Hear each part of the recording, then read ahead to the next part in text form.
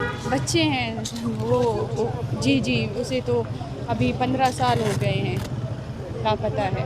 और उसकी बाइक को अभी जो है ना टारगेट किलिंग करके मार दिया। जो लोग आवाज़ें उठा रहे हैं अपने मिसिंग पर्सन्स के लिए, उन्हें भी अब उन फैमिलीज़ को भी टारगेट कर रहे हैं कि कोई आवाज़ ना उठाए, कोई बोलने वाला ना हो इनके लिए। बलूचिस्तान में जितनी ज़ुल्म और ज़्यादतियाँ हो रही हैं, बस सब खामोश होके बैठ जाएँ। कोई ना बोले, कोई इस रियासत का मकरू चेहरा ना दिखाए दुनिया को। अभी तो सारे मुल्क में हो रही है। अब वो फैल गया है ना बहुत बात। बस शुक्र है कि जब सब आवाज़ सब नहीं थी। सबके साथ ये हो, सबको पता चले कि बलूच बिल्कुल, पिछले 75 बिल्कुल। सालों से क्या सह रहे हैं। पहले तो सब बलोचों को कहते थे कि ये ड्रामेबाज है, ये इंडिया के साथ मिले हुए हैं, ये फलां है।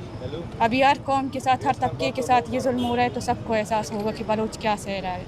लेकिन हम पाकिस्तानी के तौर पे मैं ये सोचती हूँ कि वहाँ पे जो हुकूमत बैठी हुई है उसमें बलोच ही बैठे हुए हैं ना, तो वो जो उनको हुकूमत उनको में लाने बैठे वाले हैं। कौन हैं मैम? नहीं, लेकिन हैं तो